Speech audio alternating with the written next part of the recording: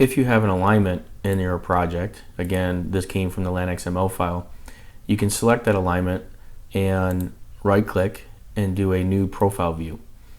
In this profile view, you can see the vertical profile of that along that alignment, and depending on where my cursor is, so you can see in plan view, I can see right about here is where that intersection is. So you can see the tool in both views. So you'll see here as I bring my cursor along the profile, I can see in the horizontal or the plan view where that cursor happens to be. So right here I can see that my PVI is in this location at this station here. I can hold my shift and control key down and I can exaggerate this view. So you can see that I can change the vertical exaggeration by holding the shift and control key down while rolling the wheel.